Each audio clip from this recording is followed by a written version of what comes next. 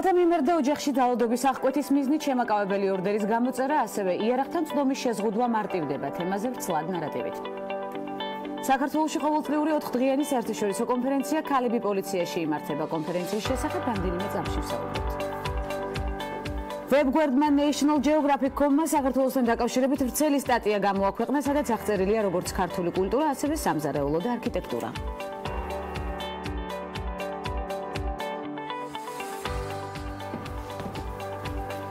ბერლინში უმსხვილესი ტურისტული გამოფენა ITB Berlin გაიხსნა ღონისძიების სტუმრებს გუშინ გერმანიის კანცლერმა ანგელა მერკელმა, ბერლინის მერმა მიქაელ მიულერმა და გაეროს მსოფლიო ტურიზმის ორგანიზაციის გენერალურმა მდივანმა ზურაბ პოლოლიკაშვილმა მიმართეს. ანგელა მერკელმა განაცხადა, რომ ტურიზმი ადამიანებს აახლოვებს და ქმნის საფუძველს ეკონომიკური ზრდისთვის. ზურაბ პოლოლიკაშვილმა კი მდგრადი განვითარების მნიშვნელობასა და პოზიტიურ ტურისტულ სტატისტიკაზე ისაუბრა.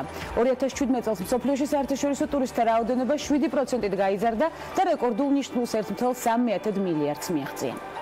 ქალების ნარატივის ოთხშაბათი უკვე ჩაეშვა, ვნახოთ გადაცემის სტუმრების ჩამონათვალი და საქართველოში განვითარებული მოვლენებით განვაგრძოთ ამბის თხრობა.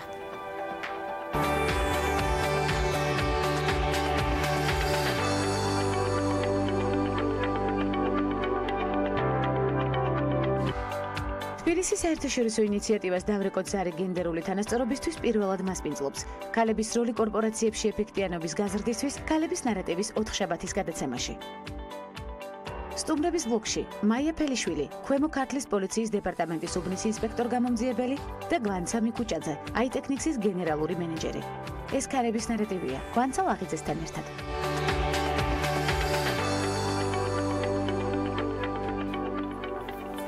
ქალთა მიმართ და ოჯახში ძალადობის აღკვეთის მიზნით შემაკავებელი ორდერის გამოწერა, ასევე იარაღთან წვდომის შეზღუდვა მარტივდება, როგორც პრემიერ-მინისტრმა გიორგი კვირიკაშვილმა განაცხადა. შესაბამისი საკანონმდებლო ცვლილებები მთავრობის დღევანდელ სხდომაზე იუსტიციის მინისტრს გამოაქვს.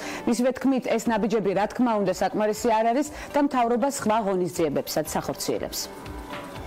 მიმართ და ოჯახში ძალადობის მიმართულებით რეგულაციის გამკაცრება სამწუხაროდ ჩვენს ქვეყანაში არის საკმაოდ არასახარბიელო სტატისტიკა მიმართულებით.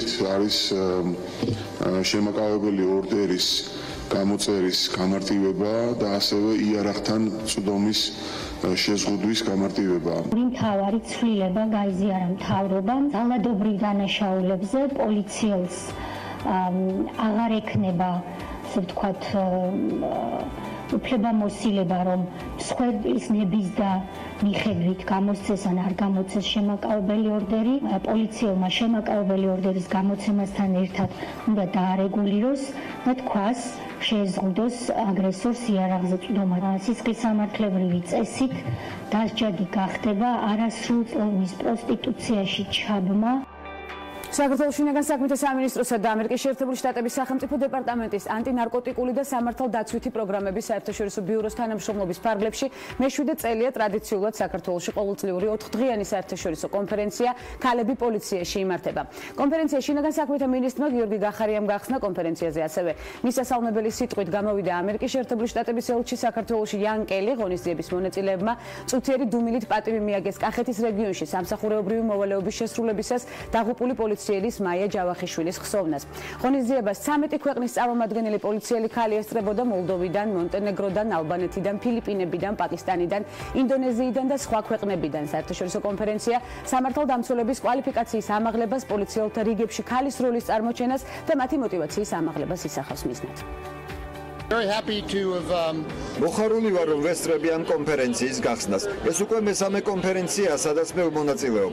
ფიქრობ, რომ ეს არის ძალიან კარგი გზა და საშუალება საქართველოსთვის წარმოაჩინოს თავისი როლი რეგიონალური პლატფორმისა, საერთაშორისო პროექტებისთვის და ასევე წარმოაჩინოს თავისი ინკლუზიურობა და ღიაობა ქალთა ჩართულობისთვის უსაფრთხოებისა და მშვიდობის პროცესებში.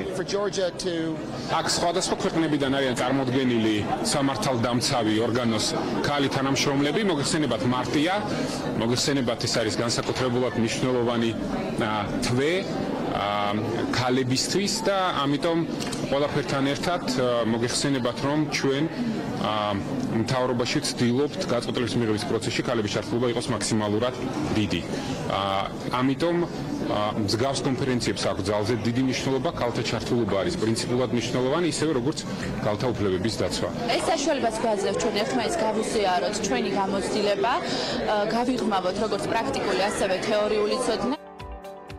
პოზიტიური ინფორმაცია ვებგვერდმა National Geographic.com-მა საქართველოსთან დაკავშირებით ვრცელი სტატია გამოაქვეყნა, სადაც აღწერილია როგორც ქართული კულტურა, ასევე სამზარეულო და არქიტექტურა. სტატიის ავტორის ტარა იზაბელას თქმით, თბილისი ევროპელ და არა მხოლოდ ევროპელ ტურისტებში თავისი კოკა-კოლის ბოთლში ჩამოსხმული ღვინითა და ანარქიული წარსულით გამოირჩევა, რაც ხიბს ძენს ქალაქს, ასევე მოიხიბლა როგორც ქართული საკვებით, ისე სასმელით. სტატიაში ყურადღება გამახვილებულია ასევე ქართულ პურზეც და აღნიშნულია ისიც, რომ საყიდლებისთვის შესანიშნავი ადგილი მშრალი ხიდია.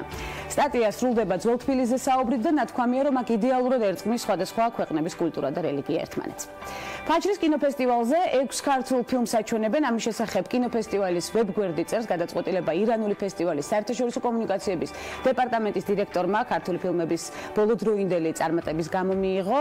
კაიმირ მოხსენინის განმარტავს, რომ თანამედროვე ქართულ კინემატოგრაფიაში ნიჭიერი შემოქმედებითი კოლექტივი მონაწილეობს და დასძენს, რომ სფერო საინტერესო თემებითაც გამოირჩევა. რიგით 36 ფაჯრის კინოფესტივალზე 6 ფილმს შორის 2017 წელს გამოსულ 5, ხოლო 2016 წელს გამოსულ 1 ფილმს წარმოადგენენ. ფაჯრის საერთაშორისო ფესტივალი თეირანში 19-დან 27 აპრილის ჩათვლით ჩატარდება. დამორიგი საინტერესო და მნიშვნელოვანი ინფორმაცია თბილისის საერთაშორისო ინიციატივას დავრეკოთ ზარი გენდერული თანასწორობისთვის. პირველად მას პინძლობს მორიგად გავიგოთ. როგორ უწყობს ხელს ქალთა როლის გაძლიერება კერძო კომპანიებში ეფექტიანობის გაზრდას. ღონისძიების დეტალებზე ჩვენი ჟურნალისტი მაია ადამია ისაუბრებს, რომელიც ახლა პირდაპირ ეთერში შემოგვიერთდება. მარია, მოგესალმებით დილამშვიდობის. დილამშვიდობის გვანცა, მოგესალმებით ჩვენს მაყურებელსაც. როგორც ჩვენ აღნიშნეთ, დღეს თბილისი პირველად მას პინძლობს საერთაშორისო ინიციატივას სახელწოდებით დავრეკოთ ზარი გენდერული თანასწორობისათვის. როგორც ხედავთ, ღონისძიება ამ წუთებში მიმდინარეობს და აქ შეკერპილი საზოგადოება რამდენიმე საათის განმავლობაში იმსჯელებს გენდერულ საკითხებზე, გენდერული თანასწორობის საკითხებზე. სწორედ ეს არის მიზანი, რომ ხაზი გაესვას ქალთა გაძლიერებას ეკონომიკური ზრდისა და ქვეყნის განვითარების პროცესებში. მე აქვე მოვიშველებ სტატისტიკურ ინფორმაციას, რომლის თანახმადაც 2025 წლისთვის მსოფლიოს მთლიანი შიდა პროდუქტი დაახლოებით 5.3%-ით გაიზრდება იმ შემთხვევაში, თუ კი ქალთა ჩართულობა გაიზრდება და უთანასწორობა 25%-ით მაინც შემცირდება. ღონისძიების დეტალებზე უფრო დეტალურად და ინფორმაციულად ისაუბრებენ ჩვენი სტუმრები. მაქვს პატივი წარვადგინო ჩვენთან პირდაპირ ეთერში საქართველოს საფონდო ბირჟის გენერალური დირექტორი გიორგი ფელიშვილი და სიდას კორპორაციული პასუხისმგებლობის მენეჯერი სალომე ზურაბიშვილი. დილამშვიდობის და მადლობა რომ ხართ ჩვენთან ერთად და მას პინძლობთ ამ ძალიან მნიშვნელოვან და საინტერესო ღონისძიებას. სალომე, პირველი კითხვით თქვენთან გადმოვალ როგორც ორგანიზატორთან, რამდენად მნიშვნელოვანია ქალთა გაძლიერების პროცესებში მსგავსი ღონისძიებების ჩატარება და გაგრძელდება თუ არა კიდევ წლების განმავლობაში ეს ღონისძიება იმისათვის, რომ ქალები უფრო ძლიერები და უფრო მოტივირებულები და ჩართულები გახდნენ. დიახ, ძალიან მნიშვნელოვანი არის აღნიშნული თემის პოპულარიზაციისთვის, ანალოგიური ღონისძიებების ჩატარება, როგორც იცით, დავრეკოთ ზარი გენდერული თანასწორობისთვის წელს პირველად იმართება საქართველოში, თუმცა გლობალური ინიციატივა და უკვე რამოდენიმე წელია 60-ზე მეტ ქვეყანაში ტარდება. საქართველოში ეს ღონისძიება ხელს შეუწყობს ბიზნეს სექტორში ამ თემის უფრო წამოწევას და ბიზნეს სექტორის დაფიქრებას, რომ ქალთა გაძლიერება მართლა მნიშვნელოვანია მათი ზრდისთვის, მათი განვითარებისთვის და ეს რა თქმა უნდა საზოგადოებაში ქალთა გაძლიერებასაც შეუწყობს ხელს. ბატონ გიორგი, კერძო სექტორში ჩართულობა, ქალების გააქტიურება კერძო სექტორში და ბიზნესში რამდენად ეფექტიანია უშუალოდ ბიზნესისთვის? ეს ძალიან მნიშვნელოვანია. საერთაშორისო კვლევები ადასტურებს, რომ კომპანიები, სადაც გენდერული თანასწორობა არის კარგად დაცული, განსაკუთრებით მენეჯმენტის დონეზე, სამთავრობო საბჭოში და დირექტორთა საბჭოში ქალბატონები უფრო ფართოდ არიან წარმოდგენილები, ესეთი კომპანიები უკეთეს ფინანსურ შედეგებს აჩვენებენ, ვიდრე კომპანიები, სადაც ამგვარი თანასწორობა არ არის დაცული. ჩვენ საქართველოს საფონდო ბირჟა წარმოვადგენთ ადგილს, სადაც წამყვანი ქართული კომპანიები უშვებენ თავიანთ ფასიან ქაღალდებს და ჩვენ ყოველთვის მოვუწოდებთ ამ კომპანიებს, რომ კორპორატული მართლობის სტანდარტების გაუმჯობესებასთან ერთად იზრუნონ თავიანთ უმაღლეს მენეჯმენტურ როლში გენდერული თანასწორობის უკეთესობა. არიან საფონდო ბირჟაში ჩართული ქალბატონები. დიახ, ჩვენ თვითონ საქართველოს საფონდო ბირჟას ყავს სულ 3 დირექტორი, აქედან ერთ-ერთი უკვე არის ქალბატონი. მადლობა. სალომე, უფრო დეტალურად რომ მოგვიყვე კონფერენციის და ღონისძიების დეტალებზე და კონცეფციაზე. ღონისძიების მიზანი, როგორც თქვი, არის ქალთა გაძლიერება და დაწინაურება მაღალ მენეჯერულ პოზიციებზე და აღმასრულებელ პოზიციებზე, განსაკუთრებით სამეთვალყურეო საბჭოებში. ამ ღონისძიებაში მონაწილეობას იღებენ როგორც მთავრობის წარმომადგენლები, ასევე ბიზნეს სექტორის წარმომადგენლები, აღმასრულებელი დირექტორები მოწინავე კომპანიების საქართველოში, რომელიც ისაუბრებენ თვითონ რა პრაქტიკა აქვს დანერგილი ქალთა გაძლიერების მიმართულებით, როგორც დასაქმების ადგილას, ასევე ვთქვათ, საზოგადოებრივ რა პროექტებს ახორციელებენ ამ მიმართულებით და სახელმწიფო წარმომადგენლები ისაუბრებენ პოლიტიკაზე საქართველოში ქალთა გაძლიერების მიმართულებით და როგორ უწყობს ხელს სახელმწიფო ბიზნესს, რომ გააძლიეროს ქალები სხვადასხვა მიმართულებით. როგორია მოლოდინები და შედეგები ამ ღონისძიების? ჩვენ თვლით, რომ ეს თემა უფრო პოპულარული გახდება ბიზნეს სექტორშიც. ამ მიმართულებით უკვე აქტიურად მუშაობენ გარკვეული ბიზნეს კომპანიები, 20-მდე ბიზნეს კომპანია არის ჩართული ქალთა გაძლიერების სამუშაო ჯგუფში და იმედი გვაქვს, რომ როგორც ბიზნეს უფრო დაინტერესებს ეს მიმართულება, ასევე ვთქვათ, სახელმწიფო დონეზეც ამას მოყვება რაღაც ქმედებები და ვთქვათ, პოლიტიკის დონეზეც სახელმწიფო შეუწყობს ხელს, რომ ბიზნესმა გააძლიეროს ქალები. იმედია მოყვება ქმედებები. ძალიან დიდი მადლობა ჩვენთან ერთად. იყო საფონდო ბირჟის გენერალური დირექტორი და სიდას კორპორაციული პასუხისმგებლობის მენეჯერი მეკი მაყურებელს შევახსენებთ, რომ დღეს თბილისი პირველად მასპინძლობს საერთაშორისო ინიციატივას, რომელიც მხარს უჭერს გენდერული უთანასწორობის აღმოფხვას და ქალთა გაძლიერებას ეკონომიკურ და ქვეყნის განვითარების პროცესებში. იმედია ღონისძიება უშედეგოდ არჩევის და ყველა ქმედებები იქნება გათვალისწინებული და რეკომენდაციები იქნება მიღებული. ჩვენ ამას აუცილებლად მივადევნებთ თვალს. მარიამ, დიდი მადლობა სტუმრებს. მე იყო მარიამ ადამია. ქალების როლი კომპანიებში ეფექტიანობის გაზრდაში და ნებისმიერი სასარგებლო მიმართულებით დღეს არაერთგზის იქნება ჩვენი თემა. ქალი ტექნოლოგიებში და საინტერესო ნარატივით, რომელიც უკვე კულისებშია და ემზადება ჩვენთან შესახვედრად რამდენიმე წამში სტუმრების ბლოგში გავიცნოთ.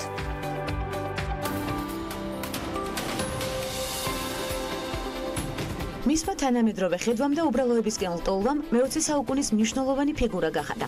იმისთვის, რომ იყოს შეუცვლელი, უნდა იყო განსხვავებული. ეს იყო კოკო შანელის ცხოვრებისეული კრედო, რომელმაც იგი მართლაც შეუცვლელ ადამიანად აქცია. მოდაზე თავისი ექსტრაორდინალური გავლენის წყალობით შანელი ერთადერთია ამ სფეროდან, რომელიც ჟურნალ Times-ის მე-20 საუკუნის 100 ყველაზე გავლენიანი ადამიანის სიაში მოხვდა. გაბრიელ ბონჰარ შანელი 1883 წლის 19 აგვისტოს დაიბადა საფრანგეთის ერთ-ერთ ქალაქში, სამიურეში ღარიბ ოჯახში. მისი ბავშვობის შესახებ ბევრი არ არის ცნობილი, ხოლო ის ვიცით, რომ დედა ხშირად ავადმყოფობდა და მალე გარდაიცვალა. ბავშვობის აღზრდაზე მამამ უარი თქვა და ამიტომ ბავშვთა სახლში მიაბარეს, სადაც ის გაიზარდა და ისწავლა კერვა. 20 წლის ასაკში კოკო შანელი წამოვიდა ბავშვთა სახლიდან და ტრიკოტაჟის მაღაზიაში ქალაქ მულენში დაიწყო მუშაობა. პარალელურად საღამოობით მღეროდა ერთ-ერთ კაფეში. ხშირად ასრულებდა ერთ სიმღერას, ვის უნახავს კოკო, საიდანაც მოდის მეტსახელი კოკო. 27 წლის შანელმა პარიზში გახსნა თავისი პირველი ქუდების ატელიე წარწერით შანელის მოდები. სწორედ აქედან იწყება ფრანგული ბრენდის შანელის ისტორიაც. ჯერ კიდევ 1971 წელს კოკოს მიერ შექმნილი ინდუსტრიის შემოსავლები წელიწადში $160 მილიონ შეადგენდა.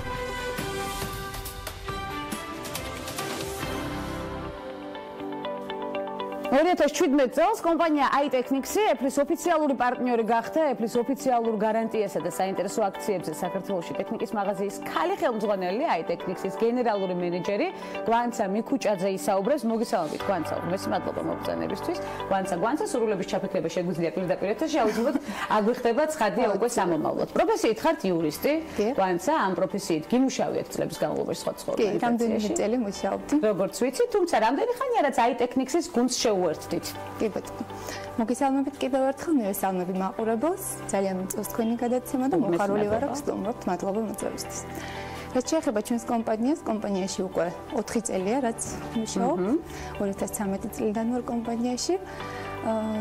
ჩემი პირველი პროფესია, როგორც უკვე ახსენეთ, გახლავთ იურისტი, ბატონო, იურისტი გახლავთ, მაგრამ მე მოხდა ისე, რომ გადავნაცვლე ბიზნესში და დღეს უკვე, ასე ვთქვათ, ასეთი პროფილით მიწევს მოღვაწეობა, რაც ნამდვილად ძალიან სასიამოვნოა და ძალიან ტექნოლოგიებიც ძალიან ხიბლავთ დარწმუნებულება. კი, ნამდვილად ტექნოლოგიებიც ძალიან ხიბლავს. თუმცა რა არის თქვენთვის მთავარი ღირებულება კომპანიაში, რომელშიც მუშაობთ უკვე 4 წლის განმავლობაში? კი, ბატონო, კომპანიაში, რომელშიც უკვე 4 წელია ვმუშაობ, ნამდვილად კომპანიაში მუშაობის დაწყების დღიდან ჩემთვის მთავარი პრინციპი იყო ის, რომ შემექმნა გუნდი, ძლიერი გუნდი, იმიტომ რომ მარტო მოგეხსენებათ, ასე ვთქვათ, ძალიან იქნებოდა და ფაქტობრივად შეუძლებელი მიმეღწია იმ წარმატებისთვის, რასაც კომპანია IT-მა მიაღწია და ჩემი თავიდან, ასე ვთქვათ, თავდაპირველი პრინციპი იყო შემექმნა გუნდი, ძალიან ღირსეული, ნიჭიერი კადრებით დაკომპლექტებული, რომელთან ერთადაც უკვე ამდენი წელია მოღვაწეობთ და გუნდური პრინციპით მუშაობთ და აღწევთ შედეგს. მუშაობთ და ვაღწევთ შედეგებს. რამდენად ბევრი ქალია დასაქმებული მენეჯერულ პოზიციებზე IT-ტექნიკში? საკმაოდ ბევრი, საკმაოდ ბევრი მინდა გითხრათ. რატომღაც ასე ხდება, რომ ქალებს განსაკუთრებით მაღალი პასუხისმგებლობის გრძნობა აქვს გარკვეული საკითხების მიმართ და ისე ხდება, რომ მოკლედ, როდესაც გამოყავით დადებითი თვისებები? კი, ნამდვილად. განსაკუთრებული პასუხისმგებლობით გამოირჩევიან ქალბატონები, ეს აუცილებლად უნდა. გვანცა, განვაგრძოთ სიახლეებით 2017 წელს, როგორც უკვე აღნიშნეთ, კომპანია IT-ტექნიკსი Apple-ის ოფიციალური პარტნიორი გახდა, რაც იმას ნიშნავს, რომ IT-ტექნიკში ნაყიდ ტექნიკაზე, როგორც საქართველოში, ისე საზღვარგარეთ Apple-ის ოფიციალური გარანტიით სარგებლობთ. შევაჯამოთ 2017 წლის წარმატება უკვე 2018-ის დასაწყისში. 2017 წელი საკმაოდ ნაყოფიერი და წარმატებული იყო ჩვენი კომპანიისთვის. კომპანია IT-ტექნიკსმა, როგორც უკვე ვახსენეთ, მიიღო Apple-ის ავტორიზებული რესელერის სტატუსი, ის გახდა Apple-ის ავტორიზებული და ოფიციალური პარტნიორი. ეს ჩვენთვის ნამდვილად ძალიან საამაყოა და მით უმეტეს მაშინ, როდესაც ჩვენ ვართ პირველები ამ პროფილით Apple-ის მიმართულებით, რომლებმაც პირველებმა მიიღეთ ეს სტატუსი და პირველები გავხდით Apple-ის ოფიციალური პარტნიორები. ეს რა თქმა უნდა მომხმარებლისთვის ძალიან, ასე ვთქვათ, კომფორტია, კი და ისინი ბენეფიტებით ისარგებლებენ ისეთით, როგორიც არის, მაგალითად, საერთაშორისო გარანტია, თუ აქამდე შეეძლო მომხმარებელს, რომ საერთაშორისო გარანტია მიიღოს საზღვარგარეთ, ახლა უკვე შეუძლიათ საქართველოში ისარგებლოთ, ადგილზე ისარგებლონ ასეთი გარანტიით და რაც მთავარია, რაც აუცილებლად უნდა აღინიშნოს და ხაზი გაესვას, რომ ჩვენი კომპანიის მიმართ არსებობს ძალიან მაღალი ხარისხის ნდობა მომხმარებლების მთელი 6 წლიანი ფაქტურად საქმიანობის განმავლობაში. IT-ტექნიკმა მოახერხა 8000-ობით ლოიალური მომხმარებელი ყავს ჩვენ და ისინი ენდობიან ნამდვილად IT-ტექნიკს. ყოველთვის იყო ჩვენი, ასე ვთქვათ, მთავარი მიზანი ის, რომ მომხმარებელი ყოფილიყო კმაყოფილი, მას, ასე ვთქვათ, გარსაგარანტიო პირობა იქნებოდა თუ სხვა ნებისმიერი მომსახურება. ეს მომსახურება რაც დაისახება ნამდვილად. კეთილ განწყობაზე და ღიმილიან შეხვედრაზე. ეს არის აუცილებლად, ეს ნამდვილად დაგხვდება IT-ტექნიკში, ძალიან კეთილგანწყობილი გუნდი.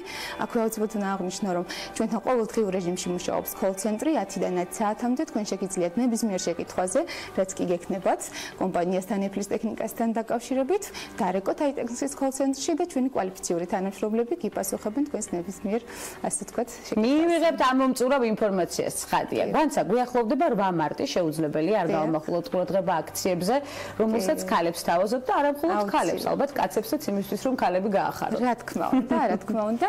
როგორც ყოველთვის, ამჯერადაც 8 მარტისთვის ჩვენ განსაკუთრებულ, ასე ვთქვათ, აქციებს და ფასდაკლებებს გეგმავთ. მივცემთ მამაკაცებს საშუალებას, რომ გაახარონ ქალბატონები და დამეთანხმებით ყოველთვის სასურველი, ასე ვთქვათ, Apple-ის ტექნიკა, iPhone იქნება თუ ნებისმიერი სხვა, შეიძინონ და გაახარონ ასიამოვნო თავისი ქალბატონები. ჩვენთან იქნება iPhone 10-ზე, iPhone 8-ზე, iPhone 7-ზე განსაკუთრებული ექსკლუზიური ფასები. ამასთანავე ყველა მომხმარებელი, ვინც შეიძენს ტექნიკას, აუცილებლად მიიღებს საჩუქარს. იქნება გარკვეული, ასე ვთქვათ, კი ბატონო, საჩუქრები და ასევე кейსის შეძენის შემთხვევაში, ასე ვთქვათ, შეუძლია მეორე кейსი მიიღოს საჩუქრად. გვანცა, რამდენი პროცენტიანი ფასდაკლება იქნება და ყველა პროდუქციაზე იქნება თუ არა ფასდაკლებები 8 მარტს? ფასდაკლებები, როგორც ესეთი პროცენტულად არა, უფრო ფიქსირებულად იქნება ფასდაკლებები და საკმაოდ კარგი, ასე ვთქვათ, შეღავათები იქნება. 8 მარტი გიხარია ყველაზე, რაზეც კი ბატონო iPhone 10-ზე, 8-ზე და 7-ზე ძალიან. თავად რომელი საჩუქარი გახარებთ ყველაზე მეტად გვანცა? არა მხოლოდ ტექნიკას გულისხმობ. კი ბატონო. მე ძალიან მიყვარს, როდესაც ჩემი მეუღლე ყვავილებს მჩუქნის. გიყვართ ყვავილები. გამორჩეული სერვისები, რომელსაც კომპანიას თავაზობს თავის მომხმარებელს, არა მხოლოდ 8 მარტს, გვანცა. რა არის თქვენი განსაკუთრებული ნიშა IT-ტექნიკში? აუცილებლად უნდა აღინიშნოს, რომ როდესაც მომხმარებელი იძებს ტექნიკას, ამით არ სრულდება, ასე ვთქვათ, პროცესი, მხოლოდ იწყება ამ დროს მომხმარებელთან ურთიერთობა და ის, რომ აი ტექნიკში არის, როგორც ტექნიკური, ასევე პროგრამული მომსახურება ძალიან მაღალი ხარისხის, ჩვენთან უკვე წლებია მუშაობენ ძალიან მაღალკვალიფიციური თანამშრომლები, როგორც პროგრამული, ასევე ტექნიკური მიმართულებით და ნებისმიერი საკითხი, რაც კი დადგება, ასე ვთქვათ, თხის წესრიგში მომხმარებელს დაუდგება, შეუძლია დაგვიკავშირდეს და ჩვენი ასე ვთქვათ, როდესაც არასეთი არაჩვეულებრივი გუნდი დაგხვდება, ასეთი არაჩვეულებრივი განწყობით დაურით, რომელსაც თქვენ ატარებთ და ეს ხადია, როდესაც მენეჯერულ პოზიციაზე მყოფი ადამიანის წერთას დაურას ასხივებს, გუნდიც ასევე არის დატვირთული დადებითი ენერგეტიკით და გადაეცემა ეს მომხმარებელს. ეს არის მთავარი პრიორიტეტი სამომავლო გეგმები კომპანიაში და კომპანიის გარეთ.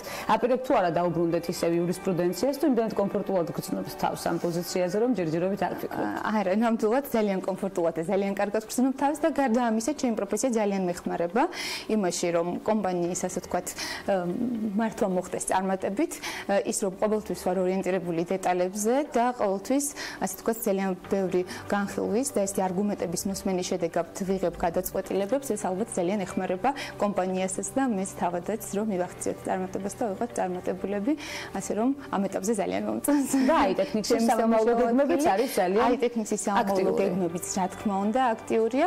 ჩვენ არ უკმაყოფილდებით არასდროს მიღწეულით, ის რომ გავხდით ავტორიზებული პარტნიორები, ეს ჯერ კიდევ არაფერია. საწყისია წარმატების დიახ, აუცილებლად გეგმავთ გაფართოებას, გეგმავთ და ვმუშაობთ ახალ აპლიკაციაზე, რომელიც ისევ და ისევ მომხმარებელზე, ასე ვთქვათ, იქნება გათვლილი და მის კომფორტზე, იმისთვის რომ მან მარტივად დაამყაროს კომპანიასთან კომუნიკაცია და მთელი რიგი სიახლეები იგეგმება, რაზეც აუცილებლად ჩვენს მომხმარებელს ვეტყვით და ჩვენთან კომუნიკაციაც აქტიური გექნებათ, დარწმუნებული ვარ, თუ კომფორტულად იგრძენით თავი, არაერთხელ გავაჟღერებთ სხვა ტექნოლოგიურ სიახლეებს ერთად.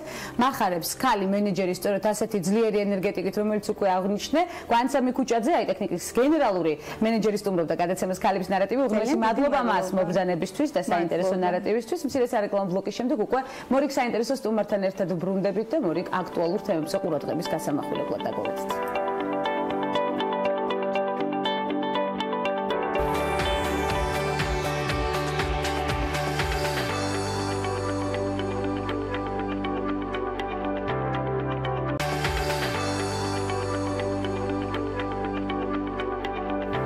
განვითარებული მოვლენებით ბრუნდებით. ქალების ნარატივის არეალში ლიტვის იუსტიციის მინისტრი მილდა ვანიუტე კორუფციაში ბრალდებების გამო თანამდებობიდან გადადგა. მის შესახებ მან ქვეყნის პრემიერ-მინისტრთან საულიუს სკვერნიალისთან შეხვედრის შემდეგ განაცხადა. იუსტიციის სამინისტროს აუდიტის თანამშრომლებმა საჯაროდ განაცხადეს, რომ უწყების ხელმძღვანელობა მათ საპატიმრო დაწესებულებების დეპარტამენტში ფინანსური კონტროლის ჩატარებაში უშლის ხელს.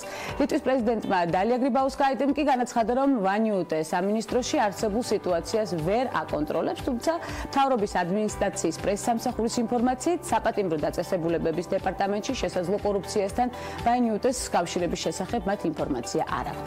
სექსიზმი პირველად გახდა სასჯელის გამოტანის მიზეზი ბელგიაში. ბრიუსელის სააპელაციო სასამართლომ ახალგაზრდა მამაკაცს, რომელმაც ქალ პოლიციელს გენდერული ნიშნით შეურაცხყოფა მიაყენა, 3,000 евро ჯარიმა დააკისრა. როგორც სასამართლოში განმარტავენ, ასეთი განაჩენის გამოტანა პირველად მოხდა. ბელგიაში კანონი სექსიზმის დაუშვებლობის შესახებ ძალაში 4 წლის წინ შევიდა. ის ითვალისწინებს ჯარიმის 500 ევროს სოდონობით. ჯარიმის ოდენობა გაიზარდა, რადგან დამნაშავემ ჩაიდინა დანაშაული საჯარო ადგილას და პოლიციელის წინააღმდეგ, რომელიც თავის მოვალეობას ასრულებდა. პოლიციელმა სთხოვა ახალგაზრდას წარმოედგინა პირადობა, სხვა შორის შემდეგ უკმაყოფილო მამაკაცმა პოლიციელს შესთავაზა ქალისთვის უფრო შესაფერისი სამუშაო ენახა. ჯარიმის გადაუხდელობის შემთხვევაში ახალგაზრდას ერთი თვით პატიმრობა ემუქრება. ჩვენ ამ თემას შევეხებით უკვე სტუმართან ერთად აუცილებლად მისი აზრი მაინტერესებს ამ თემასთან დაკავშირებით. ამასობაში თურქეთში 2018 წლის თებერვალში 47 ქალი მოკლეს. ამ ინფორმაციას არასამთავრობო ორგანიზაცია We Will Stop Femicides პლატფორმა ქვეყნებს, რომელიც თურქეთში ქალთა უფლებებს იცავს.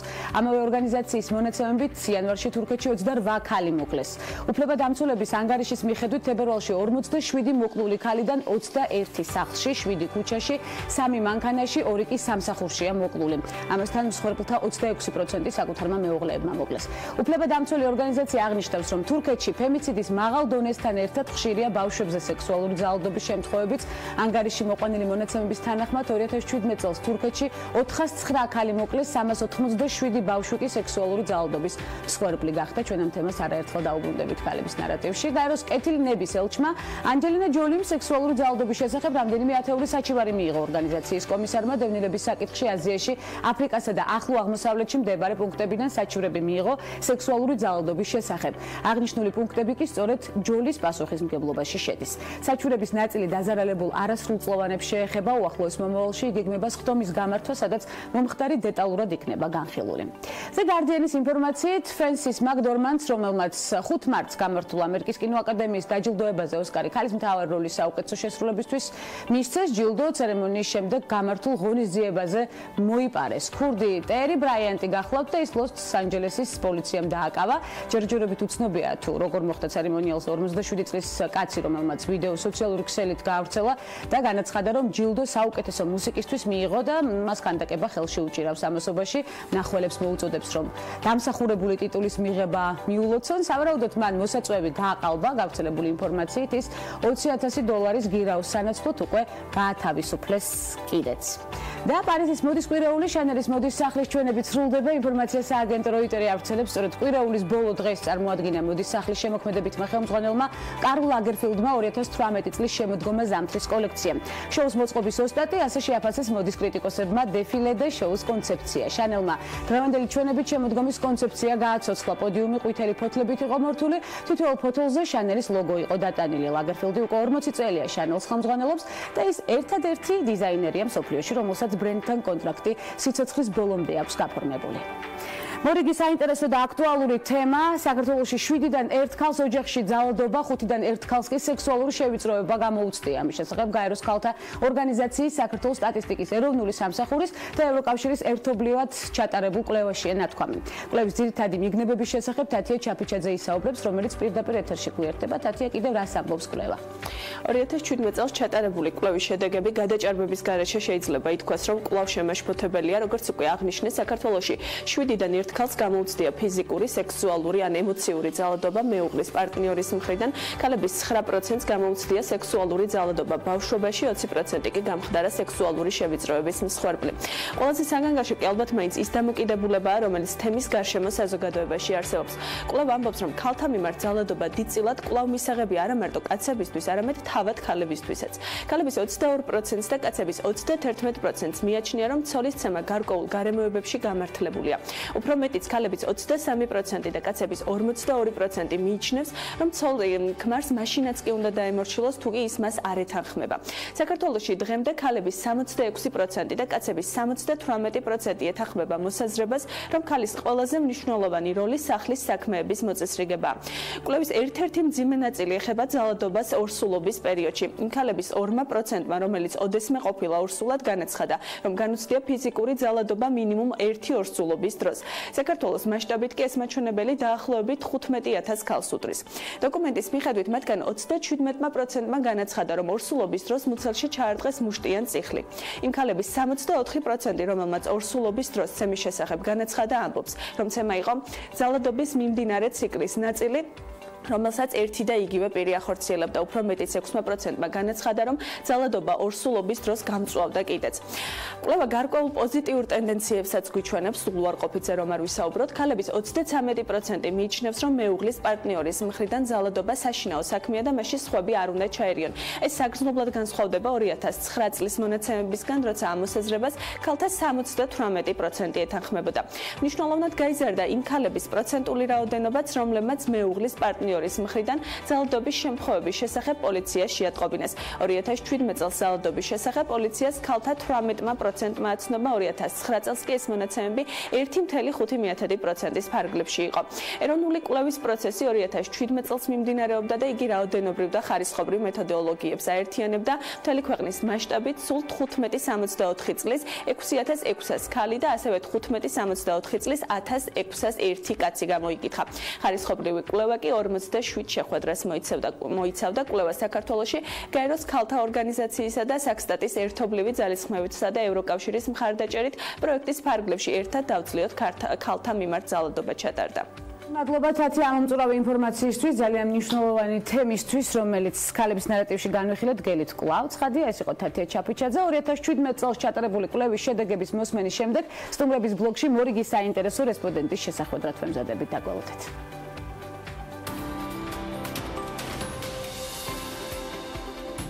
70 წლის მარგარეტ ჩანი მსოფლიო ჯანდაცვის ორგანიზაციის გენერალური დირექტორის პოზიციაზეა. გლობალური ჯანდაცვის ორგანიზაციაზე პასუხისმგებელი ქალბატონი ჩინეთშია დაბადებული. დაოჯახებულია და ყავს ერთი შვილი. მარგარეტ ჩანი ებრძვის ისეთ დაავადებებს, როგორიცაა შიცი, ტუბერკულოზი, მალარია და სხვა.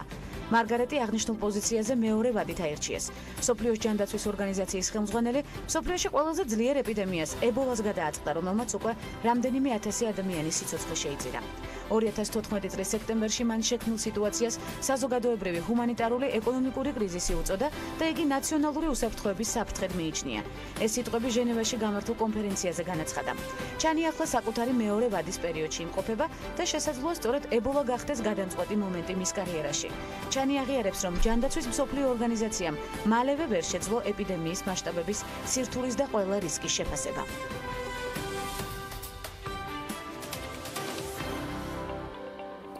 თავარი პროფესიონალიზმია და ეს სქესზე არ არის დამოკიდებული ის, რომ ქალი ვარ მოვალეობის შესრულებაში მხოლოდ მეხმარება. ეს სიტყვები ჩვენ დღევანდელ რესპონდენტს ეკუთვნის საინტერესო პროფესიული არჩევანი ქალისთვის გზა ხალხის დახმარებამდე და სიამაყის შეგრძნება თითოეული კეთილი საქმის აღსრულების შემდეგ.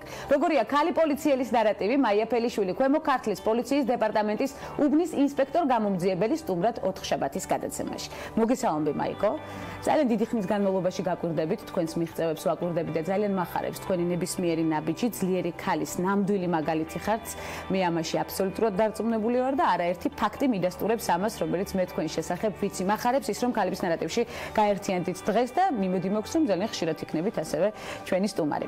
მუსიკის პედაგოგობიდან პოლიციაში, მაიკო, როგორი იყო ხელოვანის ტრანსფორმირება უკვე საზოგადოების უსაფრთხოებაში?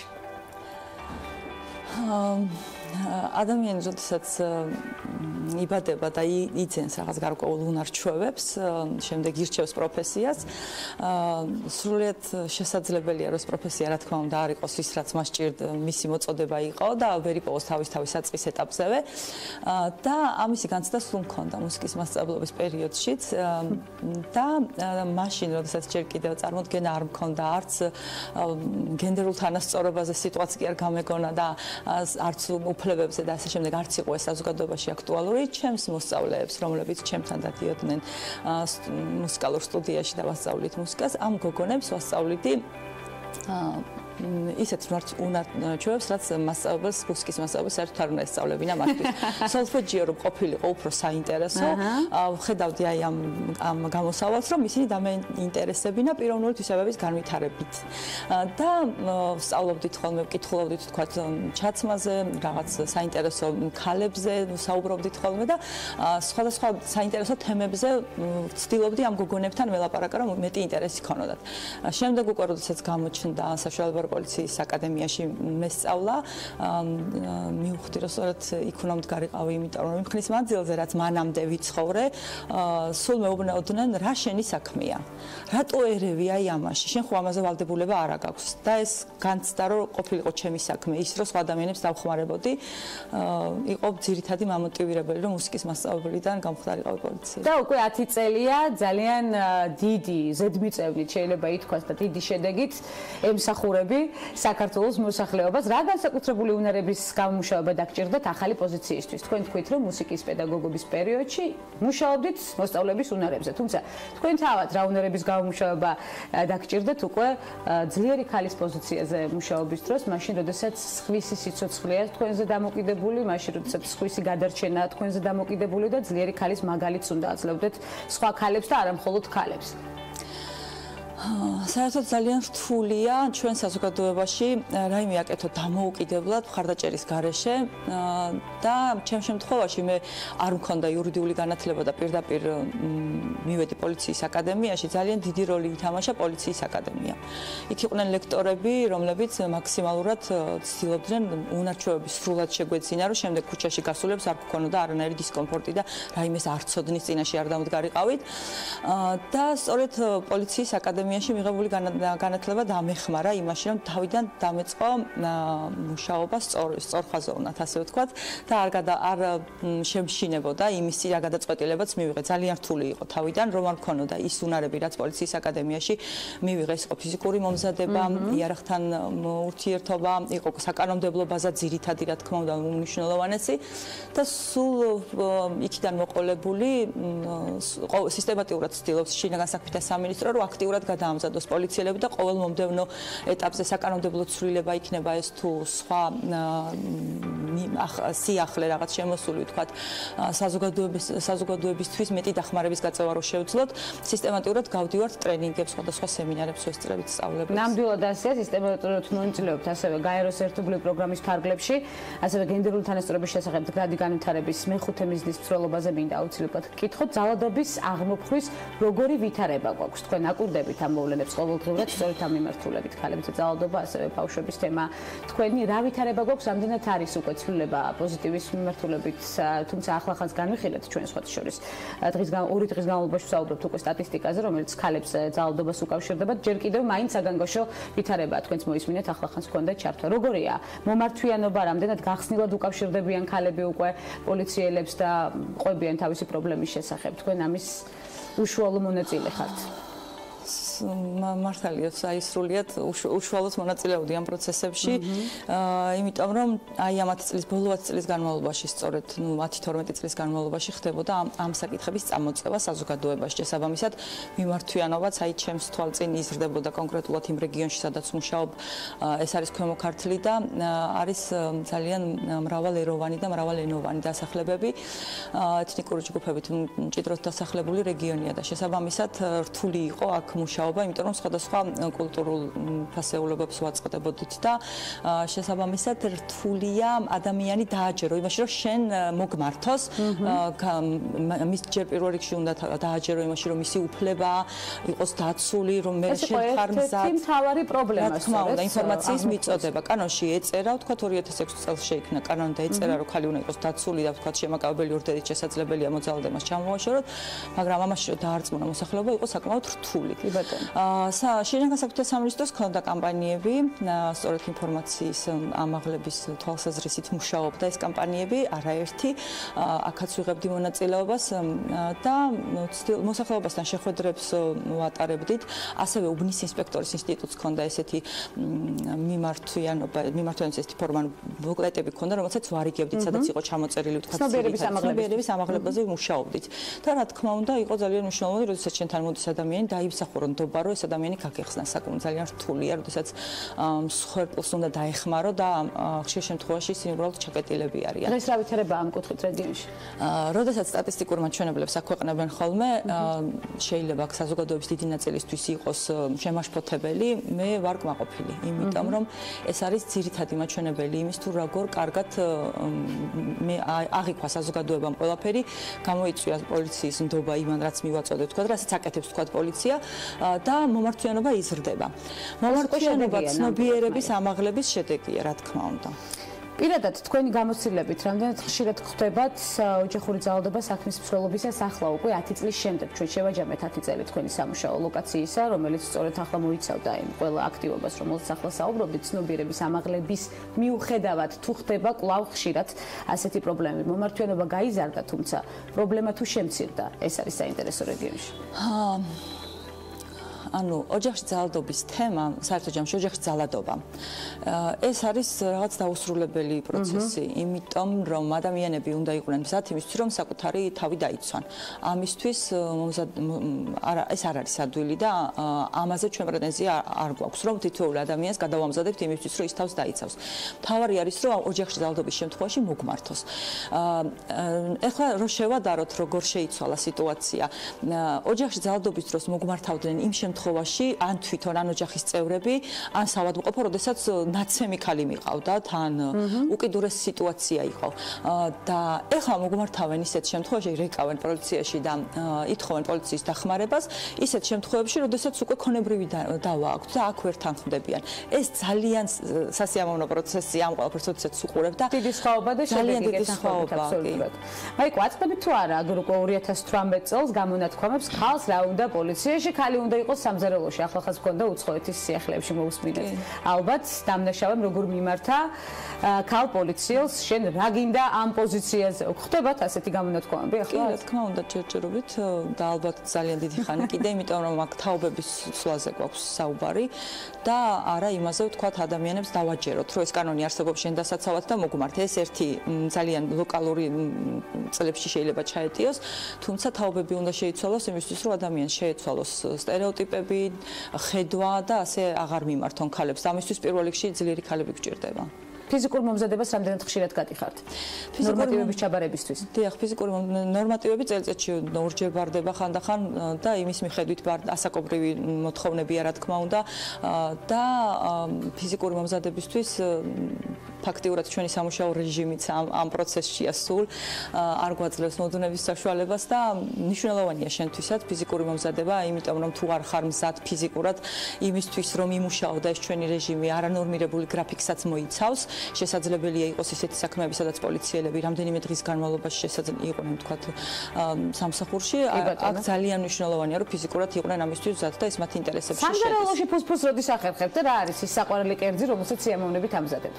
ვერ ვიტრაბახებ, რომ რაიმე კონკრეტული მიღწევები მაქვს სამზარეულოში, ჩვეულებრივი ყოველდღიურობაში რაც გვჭირდება და ერთი აქედან გამომდინარე, რომ არ მაქვს, თქვათ, დრო იმისთვის, რომ დავდგე და რაღაც კონკრეტული რაღაცები ექსპერიმენტები არა, უფრო ტრადიციული კერძები რო ვაკეთო, უფრო ხშირად ზუსტად ის მიწევს ხოლმე, რომ სახში შესაძ შედიხარ, რაღაცას გაიყოლებ, რაღაცა უკვე გაქვს და გამოდის რაღაც ახალი კერძი.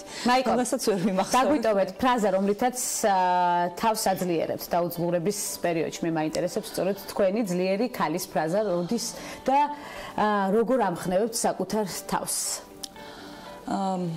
იცით როგორი ამ ყველაფრის მიმართ ესეთი ხედვა მაქვს, უსმინე შენს გულს. აი, ყველა ქალს მინდა ეს უთხრა, უსმინე შენს გულს. ვერაფერი ვერ შეძლებს ჩვენს დახმარებას ისე როგორც ჩვენ საკუთარ თავს დავეხმარებით. უნდა ვაკეთოთ ის, რაც გვინდა გულით. სწორედ ეს იყო გადაწყვეტილების მიმღები, ეს ფრაზა იყო გადაწყვეტილების მიმღები, როდესაც მე გავაკეთე არჩევანი მუსიკის მასწავლებლობასა და პოლიციას შორის. და გულის კარნახს დაუჭერონ. ძალიან დიდი მადლობა მაია იმ ძალისთვის, რომელსაც გჩუქნი, იმ სამსახურისთვის, რომელსაც ეწევი უკვე 10 წლის განმავლობაში, მანამდეც ცხადია მუსიკა და ხელოვნება ძალიან მნიშვნელოვანი პროფესიული არჩევანი. ალბათ განტვირთვის დროს უბრუნდებით თქვენს პირველ პროფესიულ არჩევანს. მაია ფელიშვილი, ქვემო ქართლის პოლიციის დეპარტამენტის უბნის ინსპექტორ გამომძიებელი, სტუმრობდა გადაცემას ქალების ნარატივი. უღმესი მადლობა მას მობრძანებისთვის, იმ ძალის დატოვებისთვის სტუდიაში, რომელსაც გავითვალისწინებთ ჩვენ მაყურებლებით და წამყვანიც აუცილებლად უნდა გაგყვეს ეს მთელი დღის განმავლობაში ეს ძალა და კიდევ არაერთ გზის მივიღებთ მისგან რჩევებს ქალების ნარატივის არეალში. ასეთი იყო დღევანდელი ნარატივი. ხვდებით ერთმანეთს ხვალ ზუსტად 11 საათზე მორიგი აქტუალური თემებით დროებით.